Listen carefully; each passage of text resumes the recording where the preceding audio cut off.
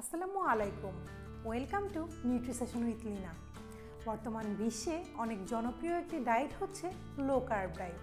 কিন্তু এই ডায়েট নিয়ে অনেক মিথও রয়েছে। অনেকে বলেন এই ডায়েট আমাদের শরীরের জন্য ক্ষতিকর, অনেকে ভাবেন এটি হার্টের জন্য ক্ষতিকর, অনেকে বা বলে থাকেন এটি আমাদের কিডনির ক্ষতি করে। কিন্তু সত্যি কি তাই?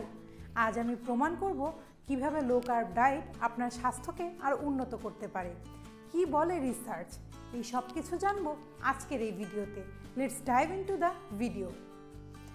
কার্বোহাইড্রেট এমন একটি ম্যাক্রোনিউট্রিয়েন্ট যা শরীরে না খেলেও কোনো রোগ হয় না। গ্লুকোনিওজেনেসিস প্রক্রিয়ার মাধ্যমে লিভার অ্যামিনো অ্যাসিড ও ফ্যাটি অ্যাসিড ভেঙে গ্লুকোজ তৈরি করতে পারে। মস্তিষ্ক ও রক্তকণিকার কাজ চালানোর জন্য যে সামান্য গ্লুকোজ দরকার তা শরীর নিজেই তৈরি করতে পারে। স্টেনফ্যানসন ও অ্যান্ডারসনের এক গবেষণায় দেখা গেছে ইনুইট জনগোষ্ঠী বছরের পর বছর শূন্য কার্বোহাইড্রেটযুক্ত ডায়েট অনুসরণ করেও সুস্থ ছিল। লো কার্ব ডায়েট থাকলেও শরীর পর্যাপ্ত গ্লুকোজ উৎপন্ন করতে পারে, ওয়েস্টম্যানের এক গবেষণায় দেখা গেছে। সুতরাং মানবদেহের কার্বোহাইড্রেটের উপর কোনো নির্ভরতা নেই। লো কার্বে থাকলেও শরীর প্রয়োজনীয় শক্তি উৎপন্ন করতে পারে। অনেকে মনে করে থাকেন লো কার্ব ডায়েট হৃদরোগের জন্য ক্ষতিকর, কিন্তু সম্প্রতি গবেষণাগুলো প্রমাণ করেছে লো কার্ব ডায়েট হৃদরোগের জন্য ক্ষতিকর নয়, বরং উপকারী হতে পারে। পিউ স্টাডি ল্যাঞ্চেট জার্নালের 2017 সালে প্রকাশিত এক গবেষণায় দেখা গেছে স্যাচুরেটেড ফ্যাট খাওয়ার সাথে হার্ট অ্যাটাক বা স্ট্রোকের সরাসরি কোনো সম্পর্ক নেই। কিন্তু আগে মনে করা হতো স্যাচুরেটেড ফ্যাট খেলে কোলেস্টেরল বেড়ে হৃদরোগের ঝুঁকি দেখা দিতে পারে।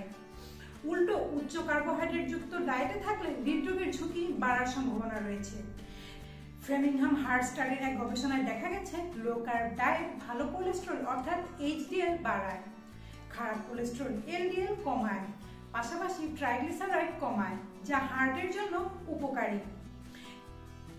ক্লিনিক্যাল ট্রায়ালসের 2020 সালে প্রকাশিত আরও এক গবেষণায় দেখা গেছে লো কার্ব ডায়েট ইনসুলিন সংবেদনশীলতা বাড়িয়ে হৃদরোগের ঝুঁকি কমায়। সুতরাং লো কার্ব ডায়েট ও উচ্চ ফ্যাটযুক্ত ডায়েট হৃদরোগের ঝুঁকি কমাতে পারে। কার্বোহাইড্রেট বেশি খেলে ইনসুলিন রেসিস্ট্যান্ট বাড়ে, যা হৃদরোগের কারণ হতে পারে। অনেকেই মনে করে থাকেন লো কার্ব ডায়েটে ফাইবার কম থাকে, তাই হজমে সমস্যা হতে পারে। কিন্তু গবেষণায় দেখা গেছে গাট হেলথ লো কার্ব ডায়েটে আরও উন্নত হতে পারে। গ্যাস্ট্রোএন্টারোলজি জার্নালের 2023 সালের প্রকাশিত এক গবেষণায় দেখা গেছে অ্যাসিড রিফ্লেক্স রোগীদের 85% লো কার্ব ডায়েটে উপকার পেয়েছে। গাট মাইক্রোবাল রিসার্চের আরও একটি গবেষণা 2023 সালে প্রকাশিত দেখা গেছে লো কার্ব ডায়েটে অন্ত্রের জন্য ভালো ব্যাকটেরিয়া বাড়ায়। ফাইবার না খেলেও শরীরে গাট ব্যাকটেরিয়া বাটাইরেট তৈরি করতে পারে, যা হজমের জন্য গুরুত্বপূর্ণ। সুতরাং লো কার্ব ডায়েট অন্ত্রের সমস্যা সৃষ্টি করে না, বরং ভালো ব্যাকটেরিয়া গ্রো করে গাট হেলথকে আরও উন্নত করে থাকে। লো কার্ব ডায়েট নিয়ে আরও একটি কমন মিথ হচ্ছে এটি কিডনির জন্য ক্ষতিকর। অনেকেই ভাবেন লো কার্ব ডায়েট মানে হাই প্রোটিনযুক্ত ডায়েট, কিন্তু আইডিয়াল লো কার্ব ডায়েট হচ্ছে এটি মিডিয়াম প্রোটিনযুক্ত ডায়েট হবে, হাই ফ্যাট এবং লো কার্বযুক্ত হবে।